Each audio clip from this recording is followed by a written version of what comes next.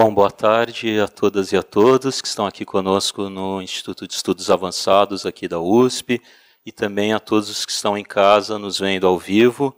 É um prazer dar início a mais esse encontro do Grupo Diálogos Interculturais aqui no Instituto de Estudos Avançados da USP. Nosso grupo é um grupo interdisciplinar e interinstitucional formado em 2009 e que reúne pesquisadores que se debruçam sobre interculturalidade, migração, refúgio e o estudo de contato entre culturas em geral. A relação entre línguas é um tema intrínseco aos diálogos interculturais e esse encontro é uma parceria do Grupo Diálogos Interculturais do Instituto de Estudos Avançados com o Núcleo de Apoio à Pesquisa Brasil-África, com o NAP Brasil-África aqui da USP também, com o Diversitas, Programa de Pós-Graduação em Humanidades, Direitos e Outras Legitimidades, com a UNB, Universidade de Brasília, e com a Brasiliana. O tema do nosso encontro hoje são as contribuições das línguas africanas nas línguas gerais do Brasil, e ele vai ser abordado pela nossa convidada, pela professora Laísa Tocin. Antes de apresentar a professora Laísa Tocin, eu gostaria de recordar que nós estamos ao vivo pelo site do Instituto de Estudos Avançados, pelo iea.usp.br/ao vivo. Então, as perguntas devem ser feitas ao microfone, por favor, a pessoa pode se identificar. Eu peço também que vocês coloquem os seus celulares no modo silencioso. As perguntas podem ser enviadas para iearesponde@usp.br. Então, além das perguntas aqui locais, o público que está nos vendo em casa pode enviar perguntas também. E o vídeo e as fotos vão ficar disponíveis na Mediateca do IEA, no mesmo site, iea.usp.br/mediateca, ou no canal do YouTube dentro de 7 dias úteis. Eu gostaria de apresentar a professora doutora Laísa Tocin, que é professora do Departamento de Línguas Estrangeiras e Tradução da UNB, é doutora em Linguística pela Unicamp, e ela se dedica ao estudo do período colonial no Brasil e no Caribe, em especial ao estudo das ideias linguísticas geradas nos séculos XVI e XVII pelas descrições das línguas indígenas americanas elaboradas por missionários. Atualmente, ela é pesquisadora residente na Biblioteca Brasiliana Gita e José Mindlin, aqui na USP, contemplada com o projeto Aba Nhenhen, a língua boa das gentes do Brasil, contribuições das línguas africanas na constituição das línguas gerais. Esse projeto investiga a história das descrições linguísticas do Tupi antigo, do Guarani e do Quimbundo, comparando-as e traçando relações históricas entre elas e os ambientes históricos sociais em que se produziram tais descrições. Então, é com grande prazer que a gente recebe a professora doutora Laísa Tocin e passo a palavra a você. Seja muito bem-vinda. Obrigada, professor Paulo, por essa apresentação tão bonita. A gente fica parecendo melhor do que é, né? Quando alguém nos apresenta assim. Eu estou muito grata de estar aqui com essa plateia maravilhosa me assistindo. E não nego que me dá um nervosinho de ver tanta gente especialista assim me assistindo, né? Eu faço meus os agradecimentos do Paulo, que eu não vou lembrar de agradecer a todas essas pessoas e órgãos e entidades de novo. E eu vou começar aqui, então, fazendo uma pequena introdução de como começou esse trabalho, né? No meu doutorado, eu me interessei por tentar explicar, tentar entender por que no século XVI se investiu tanto dinheiro para descrever línguas indígenas da América, né? Aquela conversa da catequização não me convencia de jeito nenhum, porque os índios foram ensinados a rezar e a escrever e a falar português, espanhol e, inclusive, rezar em latim. Então, eles não aprenderam exatamente a rezar nas línguas indígenas para as quais o Pai Nosso foi traduzido, nem os missionários se encarregaram de ensinar essas línguas de uma forma escrita nas escolas. Então, por que tanto investimento da coroa portuguesa e da coroa espanhola para produzir essas gramáticas, né?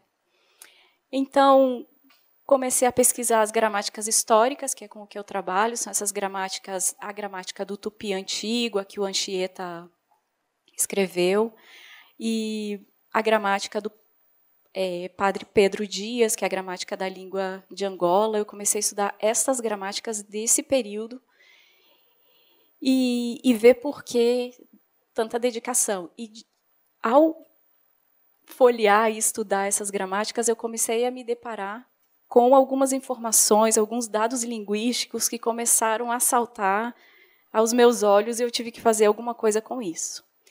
Mas, antes de chegar direto nos dados linguísticos, né, a gente tem que fazer uma pequena retomada do contexto histórico em que se produziram essas gramáticas, né, para a gente poder entender qual o papel dessas gramáticas e como é que elas tratam a língua, né. Bom, o marco teórico no qual eu me enquadro, que eu não vou discutir aqui, eu vou fazer uma apresentação realmente do contexto em que se produziram essas gramáticas, mas é a história das ideias linguísticas, né, tendo muito os textos do Sylvain Roux e análise do discurso da linha francesa, que é Michel Pechet.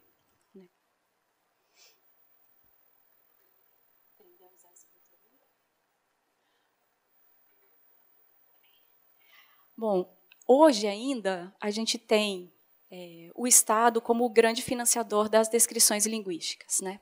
Seja das descrições das línguas indígenas, quanto da produção de material de língua portuguesa para ser ensinado nas escolas, né? É uma grande função do Estado padronizar a língua e fazer com que essa língua chegue à escola e seja ensinada e que todo mundo fale e seja capaz de reproduzir aquela língua, né? No século XVI, esse interesse também era da coroa portuguesa e da coroa espanhola, principalmente da coroa espanhola, que foi a primeira, né, a produzir uma gramática da sua língua, né. Então, essa necessidade de padronizar a língua é uma necessidade que vem junto com a consolidação de uma unidade política, que é o Estado, né. Então, aqui a gente vai ver os dados interessantes da produção das línguas, das gramáticas das línguas. Eu tenho a gramática, né, a língua que foi gramaticalizada, e o ano em que ela foi publicada.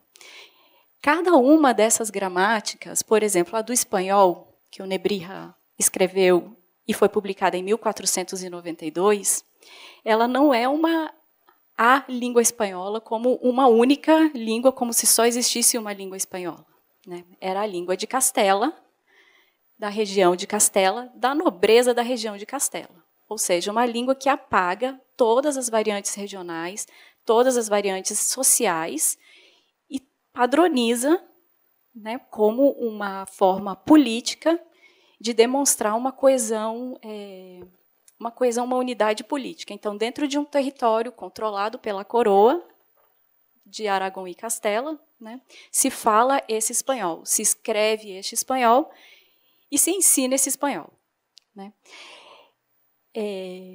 Depois da do espanhol, veio a gramática do português, que foi o Fernão de Oliveira fez exatamente a mesma coisa que o Nebrija.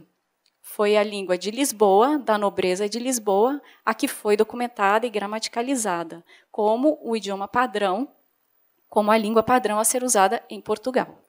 Né, alguns anos depois, né, de 1492 a 1536, tem uma lacuna temporal aí. E logo depois, a gente já começa a ver que nos próximos 40 anos, praticamente, não tem nenhuma outra língua europeia descrita. Aparece uma sequência de gramáticas, todas de línguas americanas. Então, muito antes do inglês e do alemão, surgiu uma gramática, 3 gramáticas, né, de 3 línguas maia. A gramática do Aztec e a do Quechua. Todas essas vieram antes das descrições do alemão, do holandês e do inglês, né? Então, todas elas escritas por espanhóis, todas elas publicadas na Espanha. Por que tanto investimento, né? Só do Quechua, de 1560 a 1691, foram publicadas mais de 10 descrições dessa língua. Um grande investimento em tentar padronizar e identificar línguas na América como se elas fossem línguas de um estado, né? Porque a gente vê que ali tem um debate. Das línguas maia, são 3 línguas, né? Então, qual delas vai ser a proeminente, vai se tornar a língua maia, né? No México, o debate também aconteceu. Além dessas que estão listadas aí, teve o Mexica também, que foi descrito, né? No México, o aparecimento da produção de textos em línguas nativas antecede muito a descrição da gramática, dessa gramática de 1560. Em 1524, já tinha textos produzidos, principalmente documentação jurídica, porque desde 1512 o México estava com as guerras da conquista. Então, os acordos políticos e militares eram documentados em ambas as línguas. Então, já de 1524, mais ou menos, até 1570, um pouquinho depois da publicação da gramática, já tinha se produzido mais de 100 documentos em línguas nativas do México. Não foram os missionários os primeiros a documentar essa língua, ela já estava envolvida em outros processos, que eram os acordos militares e os processos jurídicos de disputa de terra e de acordos que não eram cumpridos naquelas guerras da conquista, né? E aí a gente vê que já até um pouco tardio nesse processo de descrição das línguas aparece o tupi, já quase lá no final do século, né? 1595. E de 1595 até 1687 se produzem apenas 4 documentos em língua tupi, do tupi antigo, esse tupi que o padre Anchieta descreveu. Então, foram apenas 4 documentos, 2 gramáticas e textos religiosos. Esse quadro é uma síntese das informações que o Sylvain Roux nos dá. Esses dados de textos que eu passei para vocês também fazem parte da compilação dele. E o que eu gosto aqui é que a gente vê, além da escala da produção, né, e a quantidade de línguas que estão envolvidas aí na descrição, é que o Roux trata isso como patrimônio, né? Então, é um patrimônio linguístico que pertence à Espanha, porque essas 88 línguas foram descritas por espanhóis. Esses mais de 700 documentos foram produzidos por espanhóis. Estavam todos guardados, e ainda estão salvaguardados nas bibliotecas da Espanha.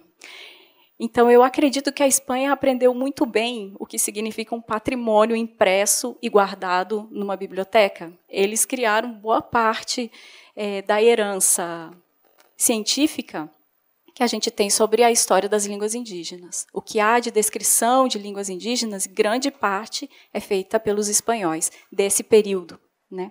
Depois, é claro, os atores que se ocupam vão ser outros, não serão os portugueses e os espanhóis. Mas, nesse período, eram os espanhóis e um pouco menos os portugueses. Mas os portugueses também estavam aí disputando essa fatia, né? Então, o ano de 1492 foi o ano da Espanha, né? E expulsaram os mouros, Aragão e Castela assumiram o trono, Colombo chegou ao Caribe, né? Eles converteram os judeus, mas eles mantiveram nas bibliotecas toda a documentação do moçárabe, tudo que havia de conhecimento gerado em outras línguas que não o espanhol. E a partir do século XVI, eles começam maciçamente a produzir conhecimento, principalmente sobre as colônias, né, conhecimento sobre o mundo, em língua espanhola. Não mais em latim, como se fazia no século XIII, mas em língua espanhola. E aí eu entendo que a produção e o investimento do Estado nessa produção de gramáticas de línguas que não vão ser usadas, não vai ser usado para catequização, isso não é uma gramática, um dicionário para ser usado na escola. Mas é, sim, um patrimônio, e o Roux coloca essa palavra muito bem, é um patrimônio de conhecimento, é um patrimônio científico que a Espanha produz para si como sinônimo de poder e como sinônimo de expansão do seu império. Então, aqui é só uma imagem para a gente entender mais ou menos o que estava acontecendo, porque ainda havia um debate, né? Uma disputa entre quem estaria aí comandando o discurso do Estado. Ainda havia alguns textos produzidos em latim, né? O Novos Mundos, do Américo Vespúcio, o Décadas também, do Pietro Marty, também eram produzidos em latim e traduzidos para as outras línguas. Então, ainda havia aí uma disputa por quem estava controlando o discurso do Estado.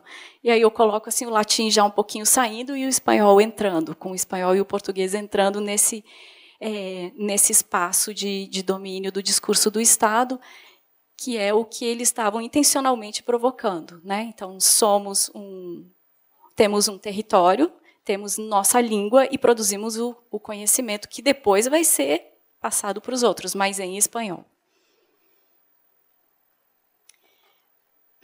Bom,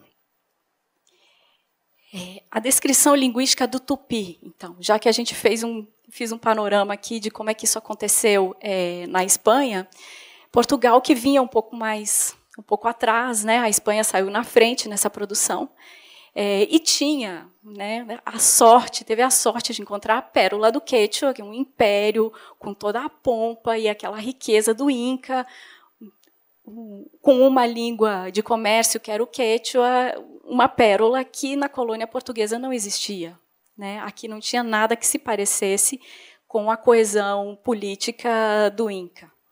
Né, uma miríade de línguas, não havia um governo, um sistema político centralizador com um representante. Como é que os portugueses iam fazer para descrever uma língua que representasse, assim, uma unidade política na sua colônia americana, né? E não foi fácil, porque como não tinha onde, foi preciso traçar uma estratégia histórica que levou muito tempo até se consolidar, né? Até que isso virasse uma identidade nacional, como hoje a gente reconhece o tupi como uma identidade nacional indígena, né? Tudo começa, a gente sempre tem que voltar lá na Europa, né? Vou explicar a identidade indígena nacional brasileira, tem que começar com Martim Afonso e a Companhia de Jesus lá na Europa, né? Martim Afonso Bom, nós estamos aqui no que foi a capitania de Martim Afonso, né, que era São Vicente, onde hoje é São Paulo. Martim Afonso era uma figura muito proeminente na corte espanhola, né? Era o vice-rei das Índias. E foi ele o articulador e o financiador da formação da Companhia de Jesus, né? Um dos financiadores foi ele, o outro foi Dom João III. Ele instalou a Companhia de Jesus nas Índias, onde ele era vice-rei, e aqui ele mandou o meio-irmão dele, o Tomé de Souza, com o padre Manuel da Nóbrega, para começar a implantação dos trabalhos da Companhia de Jesus aqui. Nas Índias ele financiou. Aqui no Brasil quem financiou foi Dom João III. Mas o Serafim Leite conta na história da Companhia de Jesus que Inácio de Loyola e Martim Afonso de Souza fizeram uma viagem de navio pelo Mediterrâneo.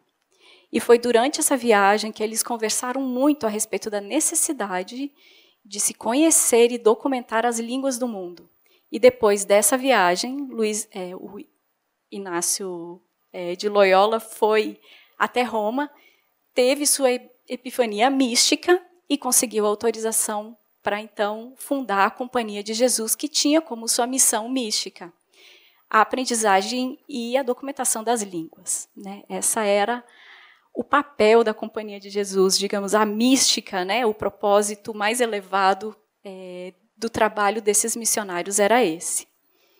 Financiado por Martim Afonso de Souza e pelo rei de Portugal.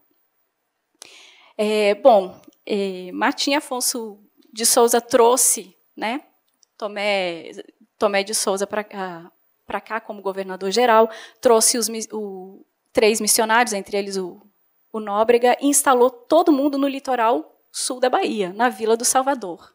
né? Aqui, ele fez uma breve passagem por sua capitania e foi se ocupar dos trabalhos dele na Índia, onde ele era o vice-rei, né? Então, o que eu queria mostrar, claro, aqui é qual era a costa do Brasil, né? No século XVI. Uma série de freguesias, eu coloco aqui as que existiam em 1534, quando Martim Afonso de Souza passou por aqui, e onde se instalou o governo geral, que era no litoral sul da Bahia. Mas eu queria que vocês lembrassem onde é que foi que o padre Anchieta descreveu o tupi. Foi aqui. Foi em São Paulo de Piratininga, na capitania de São Vicente. Não foi no litoral sul, onde já estavam instalados outros missionários, onde já havia línguas há mais de 20 anos trabalhando com os missionários, né? E há uma razão política para que seja aqui e não na Bahia. Esta era a capitania de Martim Afonso de Souza. Então, a gente vai juntando os financiadores com o produto que seus financiados geram e vamos criando uma narrativa para poder, a partir daí, então, consolidar essa imagem, né, de uma língua que representa um povo que tem uma coesão política. Mas um grande exercício que eles tiveram que fazer, né? Bom, Anchieta chegou aqui e documentou um pouco da realidade que ele viu, né? E então ele estimava que tinha na colônia 57.600 almas. 5.600 portugueses, 13.000 negros da Guiné e 17.500 índios. 17.500 índios não é nada, né? Então, o que são os índios para Anchieta? Esse número, essa quantidade de índios que ele descreve, como os índios, que são os índios que falam tupi, no final das contas, são os índios que já estavam aldeados ou que já moravam nas freguesias, trabalhavam para os colonos portugueses ou já viviam como escravos nos engenhos e nas plantações. Então, são esses os índios que ele conta. Tinha muito mais índio aqui. 17.500 índios não é nada, né? Então, os índios já são uma categoria que não é exatamente o nativo. Já é um indivíduo que foi deslocado do local onde ele vivia, trazido para esse ambiente onde ele vai trabalhar na lavoura, nos engenhos, e vai trabalhar para os colonos portugueses, e vai viver num ambiente precariamente urbano, digamos assim, e não é exatamente uma etnia, né? Não se trata de uma descrição, mas sim uma categoria que descreve esse índio que já estava aí, colocado nesse lugar, e que já falava a língua dos Brasis, como ele fala, né? Como ele descreve, o tupi antigo, que depois ele vai descrever. Bom, antes da gente passar exatamente para a descrição que ele fez, eu gosto de colocar esse quadrinho que vai nos mostrando, ao longo do tempo, como foi mudando o nome da língua. Isso acontece com todas as línguas indígenas, sempre tem essa variedade de nomes. E o tupi antigo, e o nhangatu, o tupinambá, essas línguas também tiveram uma variedade de nomes que foi mudando ao longo da história. Eu separei em duas colunas, que eram os dois estados. Era uma organização política que estava acontecendo no momento, e que dividia no estado do Brasil, então, se falava o tupi antigo, ou a língua brasílica, como descreveu Anchieta, e o tupinambá, que era falado, então, no Grão-Pará e no Maranhão.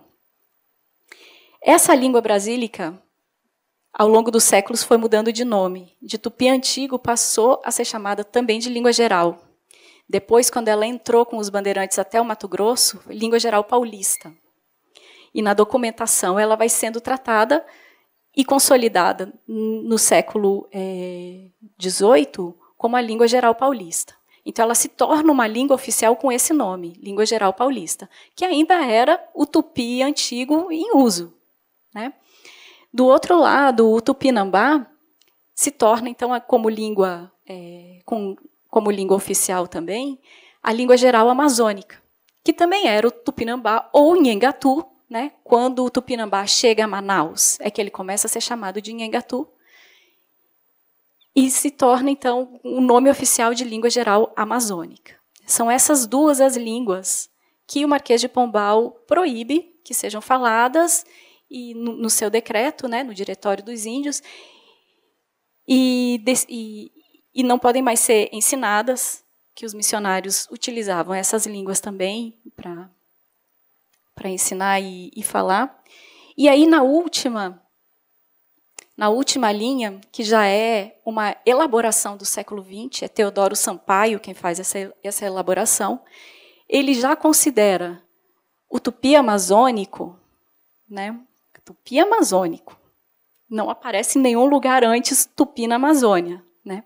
Mas ele considera que o tupi amazônico era, sim, o verdadeiro tupi, a língua original desse povo que vivia aqui antes da chegada dos portugueses, né? Ele desloca a origem que Anchieta nos dá, que é uma origem meridional, né, que fica aqui no litoral, ele desloca para a Amazônia.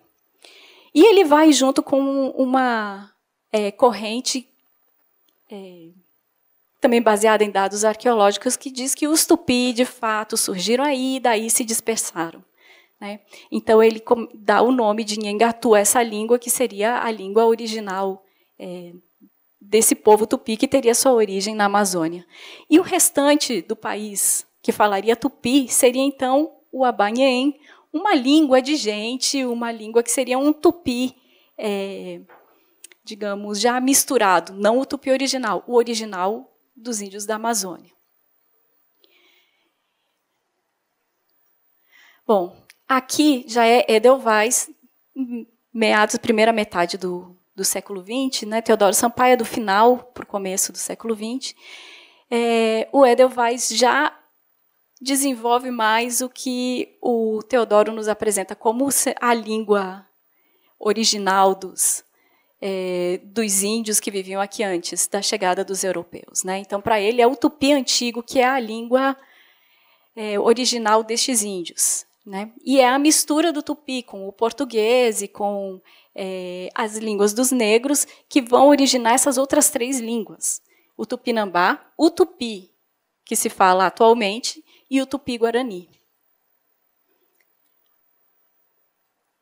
Desse tupi, que já é uma mistura, com o português, é de onde sairia o brasiliano, que é aquela língua brasílica que o Anchieta também descreve como tupi antigo.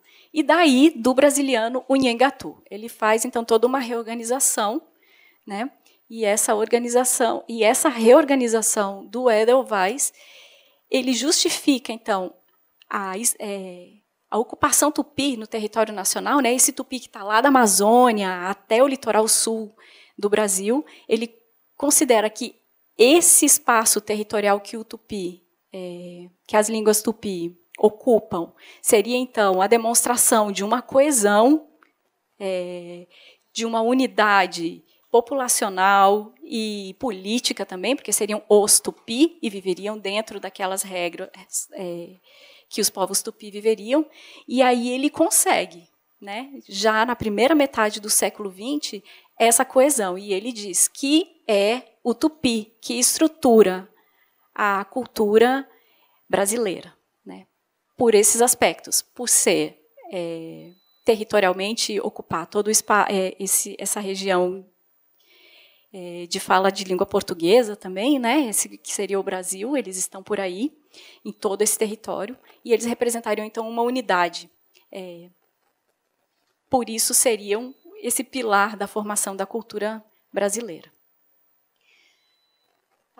Bom, e aqui tem a síntese, então, o tupi teria um território e um povo, e aí eles já conseguiriam, aqui, concretizar aquela ideia que começou no século XVI de ter uma língua que tivesse um povo que seria proeminentemente superior aos demais, né?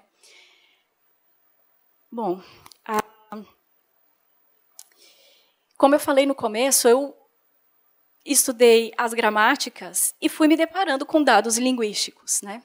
Que foram saindo dessas gramáticas. Então, eu vou trazer a gramática falei até agora do Anchieta, mas também a gramática do Padre Dias, Pedro Dias, né, que é a arte da língua de Angola. Vou falar um pouquinho dela. Ela foi bastante importante para eu entender a rede de circulação de conhecimento da colônia para Portugal e como circulava essa produção de conhecimento entre as colônias também, porque ela foi escrita pelo Padre Dias em Angola. Mas ela veio para o Colégio da Bahia para ser avaliada por 2 padres considerados 2 especialistas na língua de Angola. Ela foi avaliada, foi aprovada, e Alexandre de Gusmão, também no Colégio da Bahia, aprovou a impressão e mandou para Portugal para que fosse impressa em Lisboa a gramática, né? Então, essa circulação da produção de conhecimento nos mostra assim, muito claramente que as colônias elas não estavam alijadas do processo de produção de conhecimento, elas faziam parte. Né? Passava por aqui não só a produção, mas também a avaliação desse conhecimento. Então, a gramática do Padre Dias se tornou muito importante para mim e eu comecei a olhar para ela com outros olhos e comecei a ver coisas que ela começou a me apresentar. Né?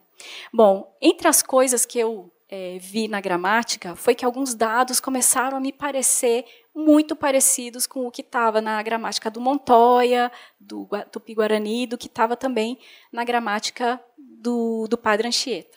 Então, eu comecei a buscar bibliografia que já tratasse desse encontro e que me mostrasse alguma análise já que eu pudesse entender como essas línguas poderiam estar funcionando nesse ambiente linguístico onde teriam as línguas africanas, as línguas indígenas e também o português. E aí eu descobri essa dissertação de mestrado incrível do Renato Mendonça. Vou citar porque a gente nunca cita mestrado, né? Mas o Renato Mendonça fez um trabalho sensacional de incorporação das consoantes como esses encontros consonantais, que foi uma das coisas que me chamou a atenção na gramática, que existem no Nhengatu, no Tupi Antigo, na língua de Angola, mas não existem no português, de como eles foram absorvidos para o português. E eu achei interessantíssimo, porque eu ainda não tinha encontrado nenhum trabalho que comparasse e mostrasse que era exatamente o mesmo processo dos mesmos encontros consonantais que haviam nessas línguas. Né? Então, bom, a ideia não é apresentar o processo, eu deixei aí um resuminho bem claro, mas ali no primeiro, a inserção de uma vogal, eu coloco uma vogal antes do encontro consonantal e aí faz a sílaba como é a sílaba do português. Né? Então, para fazer a mesma sílaba aqui embaixo, tira a vogal e aí fica o sistema silábico da língua portuguesa sem muito problema. É o mesmo processo no Nhengatu e no Quimbundo. Né? E aí eu deixei aí uma palavrinha fazendo um jogo, que é Imbira e Birimbau. Né? Uma é do Nhengatu, a outra é do Quimbundo. Mas as duas são usadas, você precisa da Imbira para poder fazer o berimbau. Né? Então, aqui eu comecei a ver também que havia não só um aspecto digamos, fonológico, mas que havia uma necessidade de cortar, fazer uma cirurgia que separasse o que é Nhengatu do que eram as línguas africanas, do que era a língua indígena, do que era a língua africana, nessa interferência delas na língua portuguesa. E comecei a levantar nos dicionários vários problemas e várias questões delicadas onde essa cirurgia não conseguiu ser muito clara, onde a língua africana e a língua indígena ficava difícil de separar, né? Porque se eu digo que o Nhengatu é estritamente indígena e que as línguas africanas também não se misturaram e foram interferências que vieram de lados distintos no português, elas não podem andar tão juntas quanto isso aqui, né? Ou não deveriam. Então, eu comecei a ver que existiam uns problemas que estavam aí bem presentes. E aí eu vou apresentar alguns casos. O caso Mboia foi um que eu descobri numa nota de rodapé do Estevão Pinto no livro A Religião dos Tupinambá, do Alfred Metrô. O Estevão Pinto conta que muitos especialistas em tupi já haviam feito uma análise e todos haviam concordado que Mboia existia tanto na África quanto no Brasil, com o mesmo sentido, era a mesma palavra. E eles chegaram à conclusão de que o problema é que tanto os folcloristas quanto os etimólogos ficavam usando estritamente o caráter morfológico da coisa, né? E decidiram encerrar a discussão por aí. Então, boia é documentado por todos os viajantes. Eu coloquei o Couto de Magalhães, o Márcio Spix, mas é um caso documentado, muito documentado, por todos os viajantes que passam por aqui. Essa palavra aparece, né? E a lenda do Boitatá também está documentada na Antologia de Lendas Negras, né? Que foi traduzida pelo Olavo. Eu quero dizer para vocês, porque eu estou procurando esse livro há 3 anos. Então, Oswaldo Orico, Antologia Negra. Se alguém descobrir essa obra rara, por favor. A versão francesa parece que também existe ainda. Mas eu gostaria de ter acesso a esse documento algum dia. A discussão desse assunto resolveu ser encerrada dessa forma. E eu fui buscando outras, né? Porque quando a gente começa a mexer em dicionário, vai aparecendo. O caso Curiboca é um caso interessante, principalmente para a etimologia. Porque há todo um esforço etimológico para separar muito bem quais são as raízes do tupi, quais são as raízes do quimbundo. E aqui, nesse exemplo, o antepositivo cari. Cari, que é super produtivo no tupi, ele está em muitas palavras, de etnonímia, flora, fauna, para peixes, para mamíferos, é uma categoria tão grande que a gente até duvida se é realmente indígena, né? E ele apresenta no dicionário a variação curi, e como exemplo, curiboca, que seria um mestiço de índio com negro, né? Mas aí, logo abaixo, tem a palavra curiango no acima, né? Tem a palavra curiango, mas aí curiango já não é tupi. Embora tenha aí esse antepositivo curi, que seria provavelmente uma raiz para a gente entender como tupi também, o Ney Lopes faz uma etimologia, eu não desacredito da etimologia dele, né? A etimologia que ele constrói é linda. Embora ele tenha que ir lá recorrer ao feiticeiro, que é o mesmo feiticeiro lá do Caraí, né, que é o mesmo jogo de sentidos presente aí, mas, enfim. Então, é uma palavra que vem do banto. Já não é, né, como fala do negro, já não é tupi. Porque precisa fazer esse corte. O que é tupi, o que é dos negros. No dicionário Ruais, ele não explica a etimologia, ele só dá o significado, que curiango é bacural. Mas que diabos é bacural, né? Então, bacural é exatamente uma pessoa de cor negra. Essa é a definição que está lá no Ruais.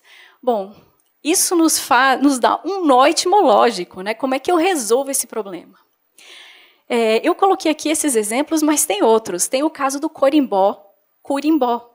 Então, curimbó é tupi. Corimbó é banto, é só a altura da vogal aí a diferença. Porque ambas designam uma árvore da qual se faz um tambor para uma festa. A festa deve ser a mesma, né? Eu imagino que deve ser uma festa, todo mundo nessa festa. Bom,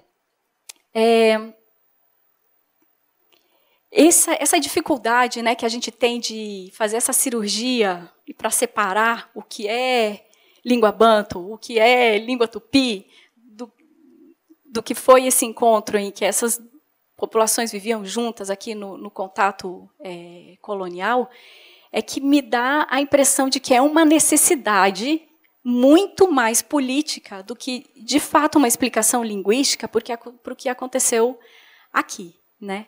É uma necessidade de separar, uma necessidade política, de criar exatamente o que o Edelweiss conseguiu criar, né?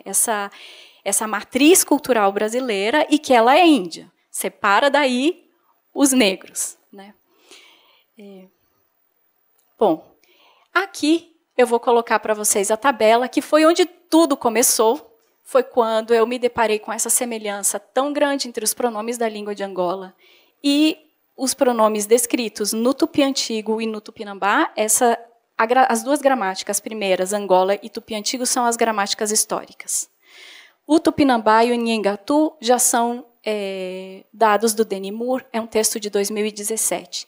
E todo o restante são de descrições linguísticas atuais, de 2010 para cá, de vários estudantes e várias teses de doutorado.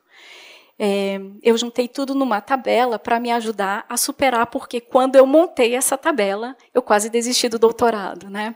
Eu pensei, não consigo comprar essa briga, mas estou aqui, né? E deixo vocês com essa tabela super intrigante, né? Se a gente fala em família linguística, se o Tupi é uma família linguística tão estritamente indígena, então onde é que a gente vai colocar a relação deles com Angola? Angola vai entrar ou não? Como é que nós vamos fazer essa negociação das famílias linguísticas a partir daí, né? Esses dados são praticamente da família Tupi-Guarani, que é onde realmente a marca está mais visível. Eu tenho também do Tupi, mas eu não coloquei porque ficaria uma lista muito grande. Não é tão visível no Tupi. E aí, eu ia abrir para as perguntas, mas aí, sabendo que tem pessoas que podem contribuir, eu já fico me empolgando em falar sobre os dados que eu andei pesquisando nesse mês em que eu fiz a residência aqui na Brasiliana, que eu comecei a trabalhar também alguns pronomes demonstrativos, que eles aparecem, e pode ser uma questão metodológica da descrição das línguas, que a gente tem que colocar essas 3 pessoas no singular e no plural, mas os pronomes demonstrativos aparecem, né? Então a gente fica, são iguais, são os mesmos, ou será que é um problema metodológico da descrição? Né? E, inclusive, pronomes demonstrativos de Angola, que estão presentes no Nhengatu e no Tupi-Guarani, que eu tenho. São dados, eu não trouxe, porque são dados muito preliminares, né? E também alguns aspectos fraseológicos que eu comecei a me deparar, e um deles que é muito interessante, no Tupi-Guarani, que é me fazer, né? Então, o padre me fez batizado, né? Essa é uma forma de construir a frase, que existe nas línguas G, nas G setentrionais, Craô, Canela, Pinagé, essas línguas constroem da mesma forma, né? Esse você me fez tal coisa, né? E eu achei bastante interessante porque no Tupi-Guarani os pronomes que se usam são exatamente aqueles da língua de Angola, né? As marcas de terceira pessoa que se coloca no verbo são as mesmas da língua de Angola. Então, um discurso aí subjacente, né? Que perpassa essas línguas e que eu ainda não tenho uma resposta muito clara para dar. Bom, eu deixo vocês aí também olhando para essa tabela intrigante e eu abro para as perguntas ou para as considerações, que eu ficaria muito interessada em ouvir, né? Obrigada. Bom, muito obrigado por essa fala inicial. Acho que a gente pode abrir para perguntas, a gente só pede que se identifiquem, quem quiser fazer alguma pergunta, só, por favor, pegar o microfone e se identificar para que tenha um microfone ali que vai circular.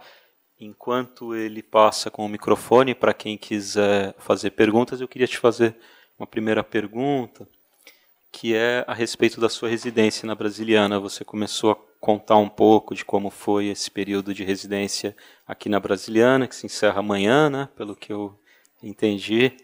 Então, agradecer essa oportunidade e também queria lhe perguntar um pouco como foi essa residência. Você mencionou um pouco a questão dos pronomes, que você teve a possibilidade de estudar com mais afinco essa questão pronominal. Se puder contar um pouco também o acervo ao qual você teve acesso na Brasiliana, por favor. Certo. Eu agradeço muito a Brasiliana e ao Carlos Zeron, né, que é o diretor, pela oportunidade, porque eles oferecem um espaço maravilhoso para a gente trabalhar, né? Então, eu escolhi, dentro do acervo que eles têm, a produção do Montoya sobre o Tupi-Guarani, né? Então, foi com esses dados do Montoya que eu trabalhei nesse mês. Busquei os dados na gramática, em alguns textos, e já com o que eu já estava trazendo da gramática da língua de Angola e do Anchieta, né? Foi um trabalho que eu tive um espaço enorme, uma mesa enorme para poder me espalhar e colocar todos os dados para poder enxergá-los. E, bom, durante esse mês foi praticamente isso que eu fiz. E daí eu levantei, né, alguns dados. Principalmente o que tem me interessado no momento são os pronomes, os possessivos, né, como a gente trata os possessivos na descrição das línguas indígenas, e esse problema da posse, os demonstrativos e os pronomes pessoais, que a gente insiste em separar essas coisas, e talvez elas não sejam tão separadas, né, uns aspectos um pouco metodológicos assim da descrição, e a fraseologia, que é um exercício de tradução que, como eu comecei a trabalhar no departamento de línguas estrangeiras e tradução, então comecei a trazer também um pouco dessa teoria nova que eu não conhecia para olhar os meus dados de uma forma um pouquinho diferente, né? E, bom, foi isso. Não sei se eu respondi toda a sua pergunta. Tem mais alguma coisa? Não? Não, tem outras perguntas, mas antes eu queria abrir, ver se temos perguntas da plateia. Se puder trazer, por favor, o microfone. Professora Lígia Ferreira, fazer uma pergunta. Seja bem-vinda. Então, boa tarde a todas e a todos. Professora, muito obrigada por a sua participação, que veio a brilhantar aqui o nosso grupo. Eu sou membro também do Grupo Diálogos Interculturais aqui do IAI, sou professora da Unifesp. E fiquei extremamente seduzida, bom, pelo tema, por razões um pouco óbvias, que até estão em mim, e por esse seu trabalho que nos remete a esse século, né, de século XVI, esse início de colonização, a gente que, como eu, né, também trabalha história, enfim, da escravidão, da emancipação mais do XIX em diante, então foi muito. Mas eu sou bacharel em linguística também aqui pela USP. Então essas questões, eu acho que, e o estudo de dicionários, eu trabalho em comparação de, enfim, entre dicionários brasileiros e franceses, mas eu acho fundamental, eu acho que a gente, digamos, são trabalhos bastante árduos, né, que a gente não vê muito, mas a gente espera que palestras como a sua, seus trabalhos inspirem os mais jovens, né, porque é um trabalho de capuchinho mesmo, né, mas é tão fantástico. Agora, a minha pergunta tem a ver um pouco com a questão do contexto histórico, antes, né, talvez até com essa produção das gramáticas, porque eu fiquei bastante surpresa com esse dado demográfico que você apresentou no início, né? 1585, então já estamos com 85 anos de achamento, né, do Brasil, e ocupação talvez mais de 50 anos, né, 60, 70 anos, mas a gente tem aqui 5.600 portugueses, 13 mil negros da Guiné e 17.500, ou seja, a diferença é muito pouco, bom, desses que foram levantados. Mas já a presença desses negros da Guiné, que a gente não sei qual que seria a procedência exata, o que estão chamando de Guiné, que até o século XIX, por exemplo, Guiné vai ser uma referência à África de modo geral, sem uma, não sei se é Angola só ou se há outra procedência, né, da costa africana, mas ela é bastante expressiva, a meu ver. Então, eu não sei se você já foi se interessando por essa questão que é um dos temas do nosso grupo, que são os contatos de cultura, contatos de língua, mas aí, no caso, esses contatos, talvez, não sei em que medida para esses, não sei se já nesse momento se chamava de negros da terra também, os indígenas, que é uma coisa que a gente encontra em muitas crônicas, né? Quando se fala os negros da terra não se sabe muito claramente se são os africanos ou se são os negros da terra, no caso, os nossos nativos, né? E, no caso dessa, então, em função desse contexto, de que maneira, talvez, esses que descrevem também, né, que vão fazer a descrição linguística, seja do ponto de vista gramatical, sintático, eles também, não sei se eles conseguiram perceber o que já teria havido como contato linguístico-cultural entre esses dois grupos, que, pelo caso aqui, me parece bastante expressivo. Muito mais, né, bem mais superiores que os 5.600 portugueses. Não sei se a minha pergunta ficou clara, mas é uma curiosidade que me suscitou sua explicação. Sim, eu entendi isso. Ficou claro, assim. São as categorias que o Anchieta usa, e não são as mesmas categorias para todos os cronistas do período, né? Tem exatamente os negros da terra, que nos gera essa dúvida, Os negros da Guiné também geram uma dúvida, né, de quem são esses negros. E índios, como eu estava tratando de uma gramática de uma língua indígena, eu fui, então, tentar entender que categoria era essa de índios, né? E fiz uma pesquisa bem na documentação, principalmente jurídica, né? Porque aí essa categoria índio, que é a única que eu posso falar nesse momento, porque eu não fiz sobre negros da Guiné, mas era uma categoria que oscilava entre aliados e inimigos, né? Mas, em geral, índio era a categoria para aliado. E eram os índios eram os já aldeados, né? Então, por isso são tão poucos, né? Porque tinha muita gente aqui, né? E são quase a mesma quantidade de negros, né? Então trabalhavam ambos juntos nos engenhos e na lavoura, né? Eram escravos da mesma forma. Tem um artigo que eu li recentemente, agora aqui na Brasiliana, do Zeron mesmo, né?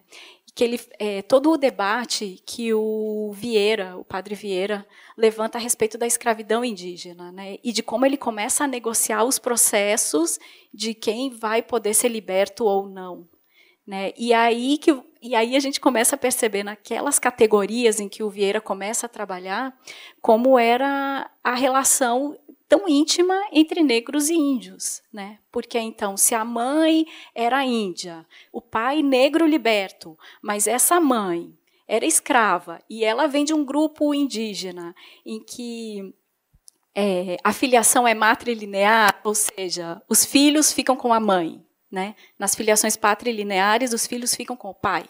Então o filho dessa índia vai ser escravo também. E aí a gente começa a perceber como sobrava muito pouco espaço para nascer não escravo, né? Mas nessa variedade de categorias que ele vai descrevendo ao longo o Anchieta vai descrevendo ao longo do texto dele, que a gente vê que havia um relacionamento muito íntimo entre negros e índios, né? Não eram dois grupos completamente separados. Se casavam, tinham filhos, né?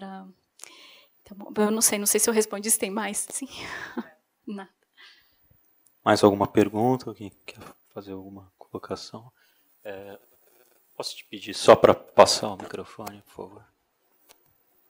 Obrigado. Obrigada. Boa tarde.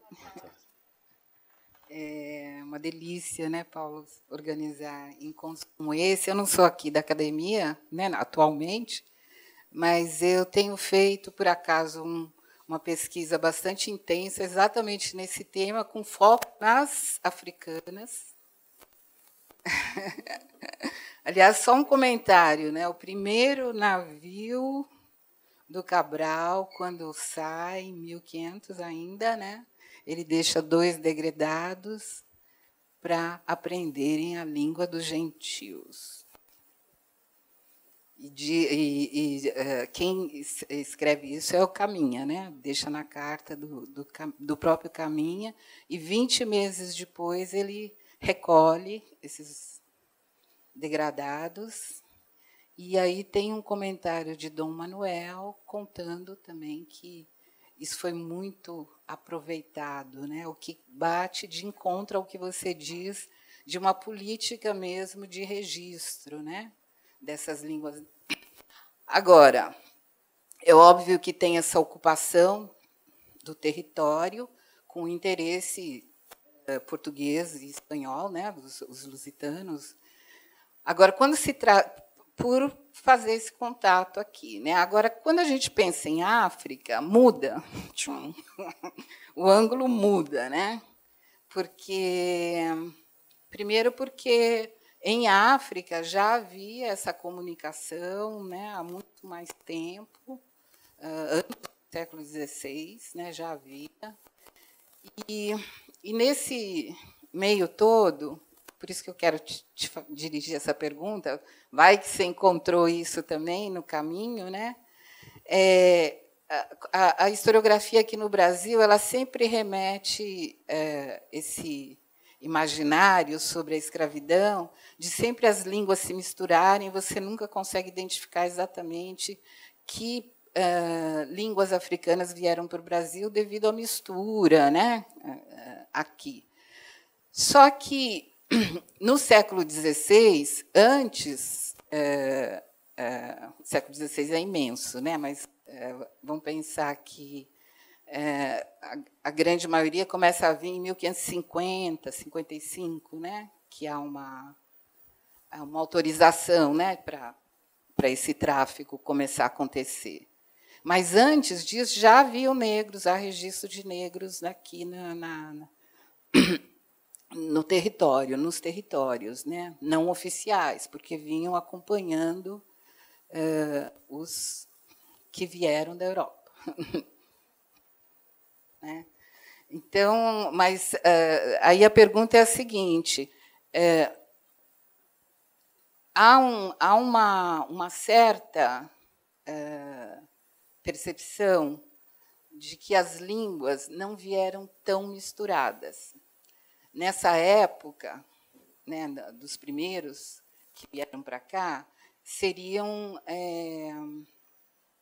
da Costa do Ouro, o que localiza toda uma população ali, né, quando você vai entender a dinâmica, né, quando você procura aprofundar a dinâmica do tráfico nessa região, haveria uma certa unidade de virem línguas que se compreendessem entre si. Então, nesse sentido, vem as línguas acãs, né, que é uma família grande, mas viria muito antes do que Banto, por exemplo, né, que seria essa entrada, né. E pela Europa tem uma coisa moura também, né, que uma comunicação intensa ali, né, de africanos que já circulavam, né, por ali. Eu não sei se você encontrou alguma coisa por aqui, assim, pensando no Brasil, nessa mistura de línguas, essas africanas que vieram, se seria possível identificar que havia uma certa unidade. Não, eu não encontrei isso. Eu fiquei pensando que você ia me perguntar sobre o registro da chegada de negros, alguma coisa assim, né? Não, da chegada de línguas, menos ainda. Mas eu peco por meus estudos africanos. Ainda não cheguei lá, ainda estou desse lado de cá do oceano, né? Agora, eu sou uma pesquisadora de arquivos, né? E eu realmente gosto de ficar lá enfiada no meio do papel velho. Então, tem um regimento, o regimento da Nau-Bretoa, que é de 1511. Né? Nesse regimento, eles descrevem tudo o que está dentro do navio, inclusive as pessoas que estão embarcadas, quanto que ganham, qual o endereço deles, tudo. E lá tem 2 escravos negros. Né? Eles são escravos da tripulação, é do piloto e do almirante, eu acho. São 2 escravos que vêm para o Brasil nesse navio. E eles já são portugueses, eu acho, que eles já são de Portugal. Né? Tem, inclusive, a descrição de 2 que vêm para cá, né? Um deles foge, inclusive, que seriam... eles vêm com... isso, 1500...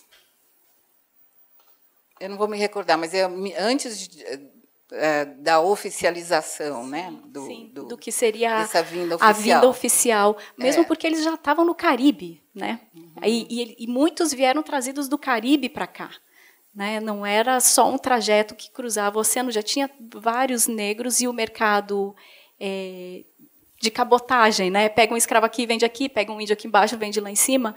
Ele já existia muito tempranamente mesmo, né? A gente aqui faz questão de ignorar esses deslocamentos populacionais, né? Uhum. Que eu acho que essa é uma questão muito séria e que eu sempre tenho medo de colocar, porque ela já foi muito mal entendida outras vezes quando eu falei isso, né? Mas esse processo tão temprano e tão grande de deslocamento populacional, eu acho que o que a gente vê hoje como população indígena no país é um processo de etnogênese que vem sendo vivido nos últimos 500 anos, colocando assim, né?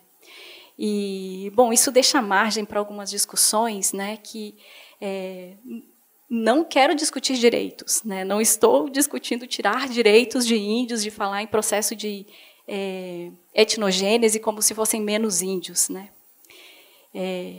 Assim, eu ouvi essa frase na semana passada e ela ficou na minha cabeça, né, a pureza é uma coisa muito perigosa. E realmente ela é perigosa para quem não é índio puro, né? Porque existe essa necessidade de ser um índio puro, que tem a sua língua, a sua cultura preservada, para poder ter direito à terra. Então, esse debate é meio espinhoso, e eu queria deixar bem claro que eu não estou querendo questionar direitos, né? Mas que, sim, eu acho que a gente deveria repensar nesses deslocamentos populacionais tão intensos do século XVI, e os processos de etnogênese que isso desencadeou, né? Muito bem. Acho que a professora... Desculpa. Se quiser complementar, fica à vontade. Acho que a professora Iris Cantor queria talvez acrescentar algo sobre isso, não sei, outra pergunta, fica à vontade. Bom, antes de mais nada, quero agradecer a oportunidade de estar ouvindo a pesquisa da Laís aqui no âmbito do NAP, dizer que é uma iniciativa muito bem-vinda, que justamente dá a oportunidade da gente conhecer, né, as pesquisas que estão sendo desenvolvidas na Brasiliana, e isso é muito importante, né, essa é a nossa função. E a pesquisa em si também é extremamente, a mim, eu diria, emocionante, né, porque eu trabalho com fontes cartográficas, e as fontes cartográficas, invariavelmente, assim, apresentam, né, esses vestígios linguísticos e de muitas épocas diferentes. Então, o seu trabalho me ajuda a compreender também e a fazer, digamos, uma releitura, né, dessas fontes cartográficas, especialmente as manuscritas, né, mais do que as impressas. E, em relação ao que a professora Heloísa Pires Lima disse, eu também queria acrescentar que, já no século XVI, tem um sistema, né, do Estado português de manutenção de ofícios nas fortalezas, né, ligados a tradutores, intérpretes. Os africanos escravizados, né, que participassem de expedições e de travessias, uma ou duas, depois tinham direito, digamos, a requerer sua alforria oficialmente. Então, esse sistema de tradutores e intérpretes, como é conhecido, tem um estudo clássico do Diogo Ramada Curto sobre isso, se você quiser depois, caso você não conheça, eu posso te mandar, eu tenho um PDF. Ele já existia tempranamente, como você menciona, no século XVI, ele está completamente montado no Índico e também no Atlântico. E, então, é um ofício remunerado dentro das fortalezas, dentro das feitorias fortalezas, né, para favorecer justamente, né, essa interação entre os diferentes agentes do tráfico negreiro. Então, muito importante essas revelações que você nos traz, inclusive da relação entre Martim Afonso de Souza e a Companhia de Jesus, que eu desconhecia. Muito obrigada. Muito obrigado. Quer fazer algum comentário? Senão... Eu agradeço o comentário. É sempre bom saber alguma nova referência, né? Eu acho que esses textos que não são meramente linguísticos, né, que eles não têm essa intenção de serem um documento linguístico, nos trazem muitas outras coisas, né? Eu sempre gosto de olhar, principalmente a documentação jurídica, para entender categorias e certas coisas, sempre está presente aí. Depois a gente... Obrigada. Nós temos duas sinalizações aqui também, a professora Maria Cristina Vicembarro, professor também, se puder levar o microfone e depois, se quiser dando... Depois temos pergunta também da plateia online, mas talvez possamos passar a palavra, então, à professora Maria Cristina Vicembarro. Fica à vontade. Obrigado. Queria agradecer também e essa tua comunicação maravilhosa, essa pesquisa incrível e que esclarece tanta coisa para a gente desses encontros culturais. E eu não sou da área de linguística, eu sou totalmente quase analfabeta em termos de estudos eu sou historiadora, então a minha questão pode ser não muito profunda, né, porque ela é uma questão de uma pessoa, né, que vem de outra área. Mas eu fico muito interessada na gramática do Pedro Dias, né? Então, se você pudesse falar mais alguma coisa, o que é essa língua de Angola, né? Imagino que ele seja um jesuíta, isso ligado aos colégios, né? Os colégios estão, bom, tem o colégio de Luanda que ele deve ser ligado, né?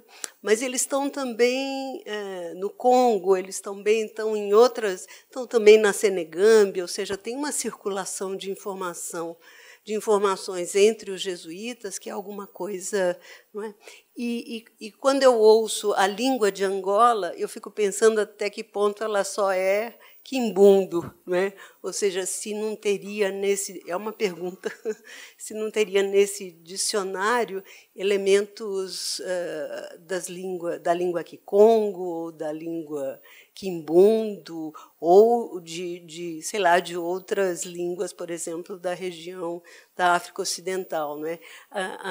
O que é essa pureza da língua de Angola? Se ela existe ou se ela também é um encontro entre línguas não é, diferenciadas entre si. Então, é mais ou menos essa a questão. Assim, super interessante a sua questão, né? Como eu falei, eu peco pelos meus estudos de África. Realmente ainda não cheguei ao outro lado do oceano, mas a gramática do padre Pedro Dias, ele chama a língua de Angola de quimbundo, né? E a gente entende que essa também é uma língua geral que estava funcionando por lá. E assim como Nebrija, Fernão de Oliveira e Anchieta, ele fala que existe uma variedade, né? Então, os negros daqui falam assim, os de lá falam de outro jeito, mas a melhor forma seria assim. E aí ele coloca alguns exemplos das variedades, mas coloca o que seria o ideal. Assim como o Anchieta também faz com o tupi, né? Ele fala, os tupi daqui, os tupi de lá falam um pouco diferente, tem a pronúncia assim, mas o ideal seria, né, como os daqui da vila de Piratininga, digamos, né? Então, e assim também como foi feito com a língua de Lisboa, de Castela, né? É o mesmo modo de padronizar. Eu escolho uma, porque ele escolheu aquela, e aí essa vira certamente uma escolha política, né? Mas que ele diz que já era uma língua de comunicação, já funcionava como uma língua geral. Mas eu ainda não cheguei a estudar essas línguas africanas na África como línguas gerais da África. Eu imagino que elas sejam, inclusive, anteriores às línguas gerais daqui, né? Porque a colônia africana, a colônia portuguesa na África é bem anterior, né? Então, era isso. Não sei se eu respondi, era isso? Se puderem passar o microfone, por favor. Fique à vontade. Então, boa tarde. Eu sou Tom Firma, do Departamento de Linguística, professor de Linguística Histórica. Eu tenho algumas dúvidas sobre essa tabela que você tinha colocado aqui, assim, justamente para provocar, instigar umas observações e pensamentos, né? E eu gostaria que você me falasse um pouco mais de detalhe o que você quer mostrar com essa tabela, né? Em primeiro lugar, e também eu não sei se isso é um problema de formatação, mas na parte do plural, onde você tem primeira pessoa do plural, segunda pessoa do plural, né, eu estou vendo nas formas em tupi, pelo menos os dois primeiros, do tupi antigo, do tupinambá, você tem a forma oré. Né? Oré não é o pronome de segunda pessoa, de plural, em línguas tupi-guarani. É uma forma da primeira pessoa que é exclusiva. Como acho que logo embaixo você tinha marcado como Tembé, por exemplo, né? Você tem as duas formas. Então, as formas que você tem da terceira pessoa do plural, com essas formas são as da segunda pessoa do plural, nessa posição na tabela. Não sei se isso talvez simplesmente um problema de formatação, né? Essas tabelas saem né, muito facilmente de... e o fato de que também, nas formas pronominais, línguas tupi-guarani, em geral, principalmente no caso das línguas antigas, né, elas não têm pronomes de terceira pessoa, de plural. Né? É uma forma uniforme para todas as pessoas, todas as formas da terceira. Né? É um demonstrativo, que é muito comum tipologicamente. né? E com esses paralelos que você, assim, do jeito que você colocou a língua de Angola com essas línguas tupi-guarani, eu gostaria que você falasse um pouco mais sobre o que você quer dizer com essa comparação, né? É uma questão tipológica? É uma comparação genética? O que é isso? Acredito que é tipológica, né? Bom, o que eu vi foi, folheando as gramáticas, né, completamente separadas, a semelhança foi a primeira coisa que me chamou a atenção. Então, bom, vou colocar isso aqui num quadro para ver. Ali no tupi antigo, que você falou do Oré, esse é o que está no tupi antigo do Anchieta, né? Ele coloca essa descrição. Esse aqui. Não é esse aqui? Como a forma de segunda pessoa? Isso. Essa é do Anchieta. Eu acho que isso... Ou é um erro que o Anchieta fez em termos da... mas, assim... línguas tupi-guarani não usam essa forma para... Sim, depois a gente vê que aqui embaixo no tupi-guarani não né? Não segue. Não, mas tupi antigo tupi é uma língua tupi-guarani. Sim. Ou seja, eles são da mesma família. Sim, sim. Sim, tem problemas da descrição histórica do Anchieta, né? Então, essa é da descrição dele. Que ele pode ter cometido um engano, sim. Aí é que eu estou começando a estudar os demonstrativos, porque isso aí está mais para demonstrativo do que exatamente para um pronome pessoal, né? E a semelhança entre eles. Perdão, né? A forma oré é usado como um demonstrativo? Mais do que... Na verdade, na comparação com a língua de Angola, né, na comparação das gramáticas, desculpa. Mas só essa aí, esses pronomes são os que estão lá descritos pelo Anchieta, né? Ele colocou assim. E do Tupinambá também, que o Tupinambá, essa é a descrição histórica, né, que o Denis Moore reutiliza aí para fazer o estudo dele com Nhengatu e tal. São as descrições históricas, aí você vê que elas são semelhantes, né?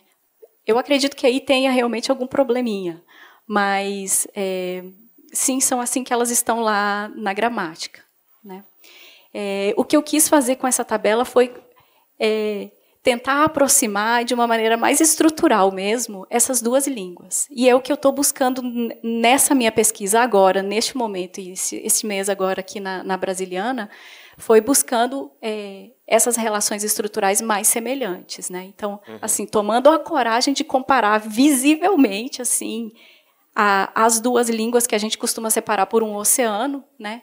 Como elas poderiam ter, num contexto de contato multilingüe incompreensível, né, ter gerado um crioulo, que é essa língua que hoje a gente chama de tupi, né? Então, essa é mais ou menos uma hipótese assim, do contato das duas línguas e de como elas poderiam ter interferido uma na outra até construir essa língua de comunicação geral entre eles, né, entre negros e índios, e não como a gente costuma falar, que a língua geral era entre o português e uma língua indígena. É essa a intenção com este quadro. Não sei se eu respondi. Não, eu acho que assim isso explica algumas coisas, mas assim, para mim também eu acho, por exemplo, também nesse quadro problemático incluir o Tupinambá como Tupinambá. Bom, também tem muita discussão sobre o que é Tupinambá, né? Assim, tem essas rixas quase ancestrais entre o Aaron Rodrigues e o professor Navarro aqui Sim. Né, da USP sobre onde ficam essas fronteiras, se é a mesma língua, se é uma coisa. Mas o fato de que o Tupinambá é uma língua usada principalmente na região do Pará, né, e uma parte do Maranhão, né, para a formação de uma língua tupi lá, isso não é uma região que tem uma presença muito grande, historicamente documentado de negros, né, de escravos negros. Justamente a presença principal de escravos nessa região seria escravos indígenas, né, oficialmente ou não. É posteriormente que tanto os jesuítas, né, e também com as reformas pombalinas que africanos começam a formar um grupo na região do norte, né, na região amazônica, né? Então o Tupinambá foi para o Maranhão, né? O Claude Abbeville descreve a migração, a chegada e tal. Então é isso, eles foram para lá, né? Então, mas exatamente, eles vão para lá num período, assim, no começo da presença portuguesa no Pernambuco e na Paraíba. Ou seja, quando os portugueses chegam lá, as pessoas que lembram dessa, ou que assim que narram os eventos da chegada dos portugueses são anciões com 100 anos ou mais de 100 anos, segundo Beville, né? Então, o grau de assim, para sugerir um contato africano nesse período, você teria que ter os registros da chegada de africanos em Pernambuco com os portugueses e o momento da saída dos tupinambás dessa região para a região amazônica. Sim, e é exatamente isso que a gente está conversando aqui, o quanto foi temprana essa chegada dos negros, que a gente costuma colocar, né, como dar uma lacuna muito grande, e eles já chegaram muito tempranamente, né? Sim, com certeza. Tinha uma presença de africanos, mas em quantidades, eu duvido que nessa situação uma quantidade suficiente para deixar traços rastreáveis linguísticos diferente do que no caso em São Vicente, por exemplo, onde realmente você tem uma situação de convívio muito maior. O que acontece no Recôncavo Baiano, em que tem as engenhos importantes lá, né? Então, eu acho que uma proposta muito interessante, eu acho que realmente é uma coisa que precisamos saber exatamente a contribuição de africanos na formação das línguas gerais, porque tem também os relatos famosos de Mendonça Furtado, por exemplo, né, reclamando de que tinha 2 africanos falando embaixo da janela dele em língua geral, e por que eles estavam falando isso? É um absurdo, eles deveriam estar falando português, né? Mas isso é muito, muito posterior, assim, essa presença de africanos numa quantidade, principalmente na parte, assim, nessa linha com Guajajara, com Tembé, com Nhangatu e Tupinambá, né? Então, eu acho que é importante fazer uma separação nessa investigação, o que está acontecendo no estado do Brasil e o que está acontecendo né, nos estados do Maranhão e do Pará, porque assim tem situações muito diferentes, muito diversas. Né? Sim, eu acho que sim, essa é uma boa dica de separar os 2 estados, né? Mesmo porque o estado do Maranhão e Grão-Pará também está bem mais próximo do Caribe, né? Aí também tem uma outra circulação que a gente costuma ignorar, que é a circulação com o Caribe e o diálogo com o Caribe, onde tinha muitos negros. Com né? certeza. Então é um outro processo histórico, e esse aí eu também ainda não investiguei. Seria bem interessante fazer essa divisão. Te agradeço muito. Fazendo o link com a questão do Caribe, a gente recebeu uma pergunta de um professor da Universidade de Brasília, do Departamento de Antropologia, o professor Luiz Caione, que fala justamente sobre o Caribe. Então ele diz, em primeiro lugar, muito obrigado pela palestra instigante, gostaria de perguntar, com relação à palavra Caraí, se seu escopo de pesquisa também abrange outras línguas indígenas americanas. E aí ele diz, de fato, a etimologia do Mar Caribe e da palavra caníbal pode ser algo semelhante a Caraí, num contexto onde não haveria línguas tupi e sim arawak, e também estaria fazendo referência à alteridade. Em muitos povos indígenas atuais, o branco é chamado de Caraíwa ou coisas similares e tem a conotação de canibal, de feiticeiro. Qual a sua opinião sobre isso? Aí já é aquele diálogo com o Caribe, né? Então a gente vê que realmente tem uma circulação aí, mesmo que seja uma circulação de sentidos, e se é uma circulação de sentidos que está dicionarizada dessa forma, é porque as pessoas circularam e falavam isso, né? Então, realmente, Caribe e canibal e Caraíba tem tudo essa mesma origem, né? Do feiticeiro indígena, do tupi antropófago, né? Que nos remete a esse ideal do tupi que mata e come o inimigo e tal. Bom, deixa eu pensar, etimologicamente, foi a pergunta, né? Foi uma questão de etimologia. Eu não sei fazer uma etimologia nesse momento, assim, de cabeça, mas eu imagino que sim, né? Que existe uma... desculpa se a resposta vai ficar meio no ar, assim, mas sim, eu acho que existe alguma relação, né? E a gente acabou de comentar sobre o Caribe, que realmente circula por aí, mesmo esses sentidos, né? Mesmo porque o cacique, né, o que a gente chama de cacique, era uma realidade política do Caribe, né? E se a gente vai acompanhando nas crônicas, tem cacique até aqui embaixo, aqui em São Vicente tinha cacique. Então eu fico me perguntando, será que esse sistema político era o mesmo, né? Ou será que esses nomes e essas categorias é que vieram sendo trazidas? Então eu acho que a resposta aí a essa pergunta, que eu não vou conseguir fazer uma etimologia nesse momento, né? Mas eu acho que ela fica aí pela circulação de pessoas, né? Porque não dá para a gente criar essa coisa tão estanque. O Caribe não chegava até o Brasil e, né, os índios e os negros estavam completamente separados aí nesse contexto inicial. Essa não dá para perguntar se eu respondi, né? Fica assim. Temos mais alguma pergunta? Por favor. Oi, eu sou Olga Coelho, do Departamento de Linguística também. Me interessei bastante pelo tema da sua pesquisa. Eu acho que essa dinâmica dos contatos envolvidos na história linguística brasileira, ela precisa ser melhor investigada, né? Nós fechamos várias questões como resolvidas, e quando a gente vai remexer tanto no contexto quanto nos dados linguísticos, a gente vê que a gente não consegue explicar muita coisa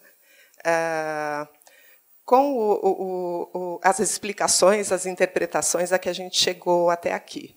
Talvez um caminho seja esse, de dar foco para os contatos, né?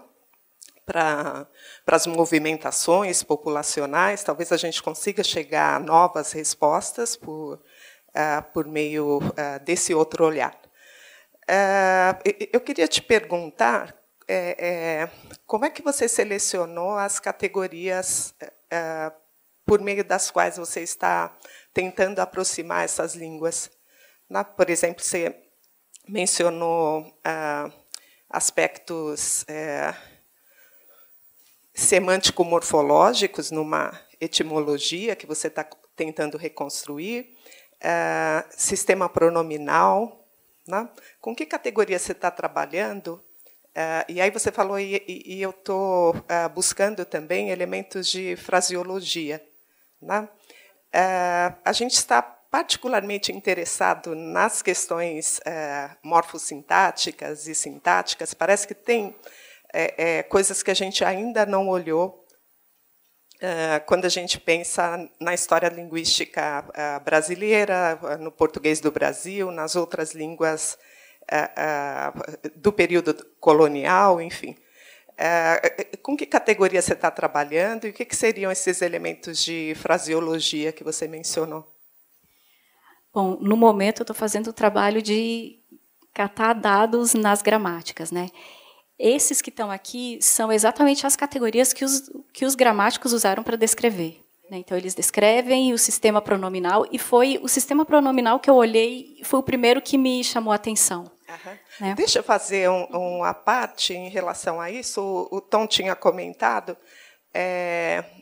Você está fazendo a divisão canônica do sistema pronominal na sua tabela, né? E, de fato, quando a gente pensa no tupi, a gente vai ter uma divisão um pouco diferente, não essa divisão greco-latina, mas o que você separou ali como primeira pessoa do plural e primeira pessoa do singular são nós que inclui o interlocutor ou o nós que não inclui o interlocutor. São formas de primeira pessoa do plural. Mas não importa, essa é uma comparação. É mais interessante a gente se aventurar e ver o que há de semelhança, o que há de divergência, né? Sim, o problema é que a gente tem uma metalinguagem que não é essa. Exato. Né? E tem esse problema do que inclui, o que exclui, tem uma série, é toda uma outra descrição, realmente.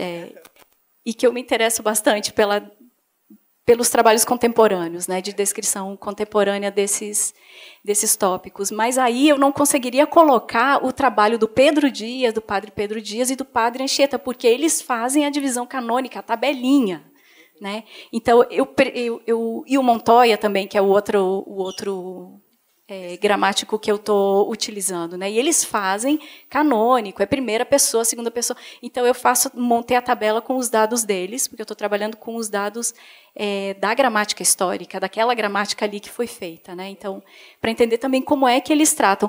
O Anchieta, em alguns casos, ele fala, isso é fala feminina, isso é fala masculina, mas é muito pontual, né? Ele não chega a se dedicar muito a isso. O padre Pedro Dias também, isso aqui é inclusivo, esse né? Mas assim, são muito pontuais, não chega a ser um trabalho muito descritivo, sabe? Assim como ele fala, como eles se remetem às variedades linguísticas, né? Pode ser, os mais ao sul falam assim, então eu trabalho com os limites da descrição deles também, né? Mas o que eu quis tentar nessa tabela foi trazer dados atuais, né? Então, eu encaixei os dados atuais aí para a gente ver como essas coisas podem dialogar, né? E exatamente para provocar e repensar essa questão aí, né? Assim, desse monolito que são as línguas tupi-guarani, né?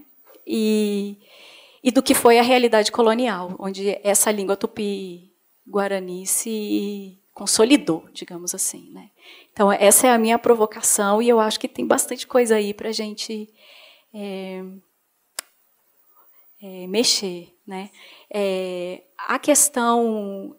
a fraseologia é uma teoria... as abordagens da tradução é uma coisa nova, para mim também, né? Eu comecei a trabalhar agora no Departamento de Línguas Estrangeiras e Tradução, então estou tendo contato com esse tipo de pesquisa que minhas colegas fazem. Mas me interessou muito como analista do discurso, porque a fraseologia trata de uma forma de produzir uma frase, né, que ela faz sentido dentro daquele contexto histórico e social daquele momento. É um fotograma, né? É aquele momento que está refletido naquela forma de construir a frase. E para a tradução isso é importante, principalmente quando vai traduzir obras de 200 anos, né? Autores também, em geral, a fraseologia é usada para os autores, então faça um compêndio da forma de escrever daquele autor para poder traduzir, né? Essas leituras começaram a me fazer olhar os meus dados de outra forma, né? Então eu estou começando a ver coisas que antes eu não via, e certas relações subjacentes na forma de construir as frases, né? Que talvez a fraseologia me ajude.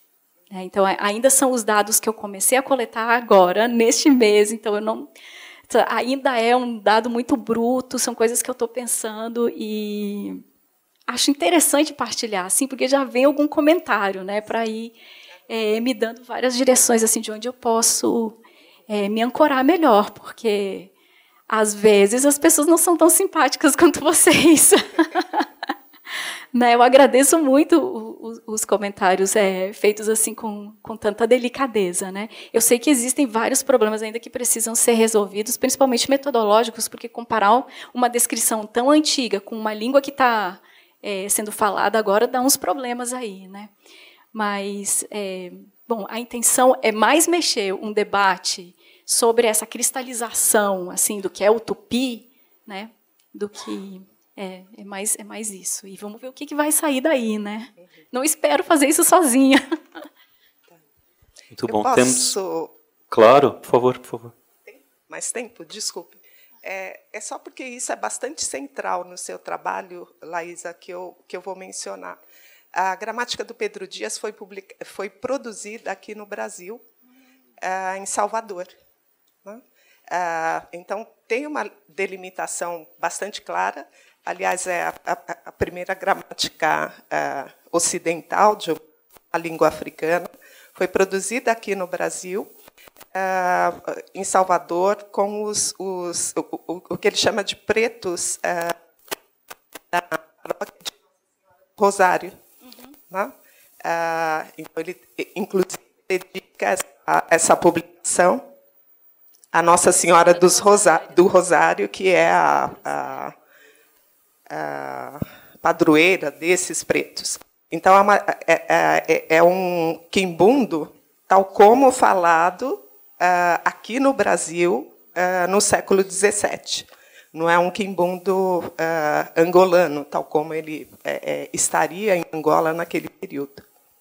Tá? Sim, já é uma informação super interessante essa. Agora já comecei a pensar outras coisas. Obrigada.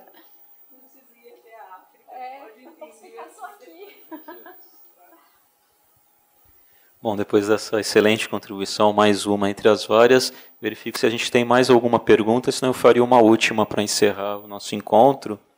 Temos mais alguma pergunta da plateia? Claro, por favor.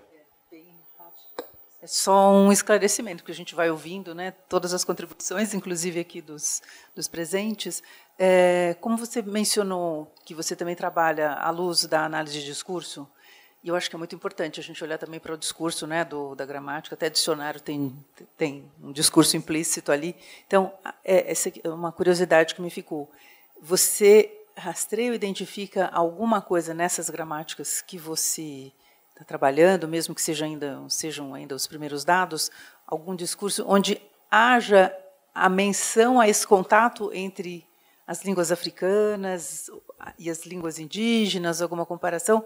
Elas já estão presentes nesses primeiros textos que você está examinando, ou não? Ou você que vai ter que, digamos assim, se você pretende ir construindo ou rastrear isso de outra maneira, não sei. É interessante o que você apontou, porque o padre Anchieta fala, né, na língua dos Brasis. Quem são os Brasis? Né? Que também delimita os territórios dos tupis, e ele tem essa dupla categoria, né? São os Brasis e são os tupis. E é o gentio que mora nessa região. Então, né, quem são os Brasis? Os Brasis é uma categoria difícil de saber quem são. Né?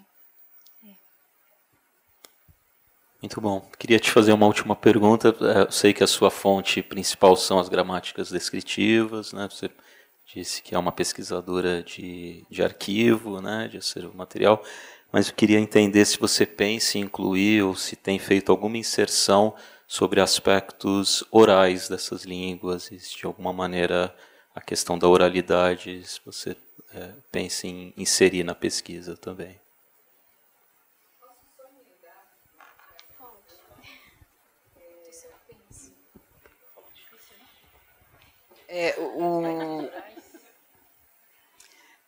Junto com a questão, na mesma direção da questão do Paulo, esse cotidiano, né? Esse cotidiano, ele é cheio de relatos. Esse interesse por conhecer a língua, as línguas, ela de alguma forma se dissemina nos registros do cotidiano. Então, muitas palavras de origem indígena, muitas palavras de origem africana vão sendo estabelecidas, vão viver, né, nesses relatos cotidianos. Isso acontece muito, é muito palpável quando a gente pensa nas línguas, no tupi, no tupinambá, que é citado, né?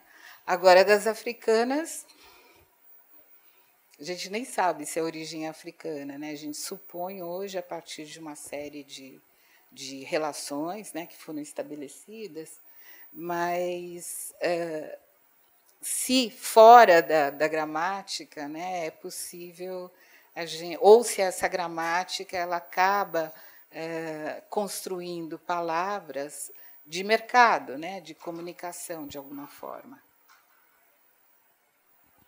Isso no século XVI. Tá? E eu estou sempre na primeira metade ainda.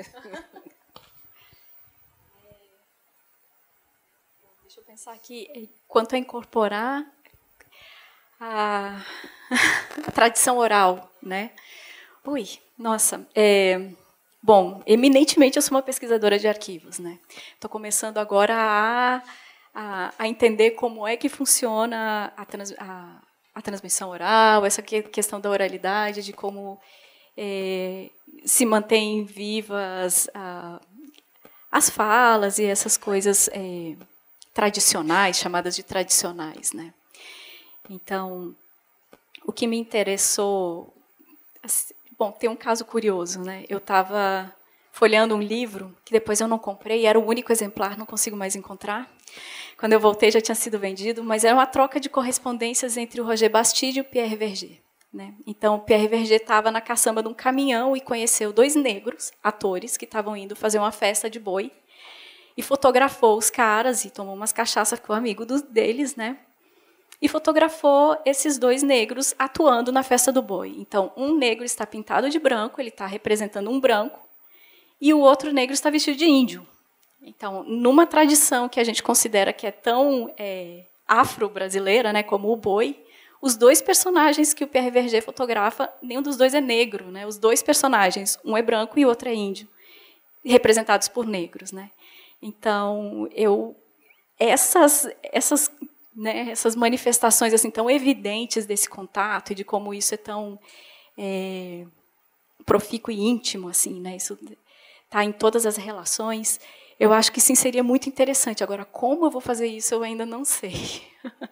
Mas eu acho que eu precisaria trazer, sim, que seria exatamente trazer a fala do cotidiano, né? Não tem como resgatar a fala do século XVI, né? Essa aí eu estou presa aos arquivos, e o arquivo é a língua escrita, né? Não.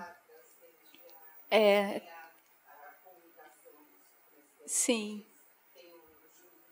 Sim, eu gosto muito do jurídico, mas ainda assim é escrito, né? É escrito. O oral não tem como. O falante do século XVI já foi, né? Mas daí, dessa documentação, a gente pode ir tirando alguns aspectos, né? Assim. Não, pensava, por exemplo, nos aspectos religiosos ou de transmissão de saberes, em que muitas vezes essa transmissão, né, ou tradicionalmente é feita pela oralidade. Então, se daria para trazer para esse estudo, por exemplo. Era um pouco pensando nisso. Você mencionou vários termos que estão vinculados à religiosidade ou à transmissão de conhecimentos. Né? Então, sim, acredito que sim. Acredito que sim, com o que seria ainda essas línguas africanas mantidas vivas aqui, né? Assim como a língua que se fala nos terreiros ainda, né, quando dizem, não, aqui o trabalho é feito em Yorubá, talvez resgatar, né, essas línguas talvez sejam uma fonte de diálogo, né, realmente. Muito bom. Então, eu queria agradecer a presença da professora Laísa Tocin, de todas e todos que estão aqui conosco. Acho que foi uma ótima palestra, e também agradecer a presença do público online. E vocês puderem acompanhar aí as nossas realizações do Grupo Diálogos Interculturais do IEA, também do Núcleo de Apoio à Pesquisa Brasil-África. A gente tem uma série de palestras, cursos, seminários. São todos muito bem-vindos. Obrigado, uma boa tarde.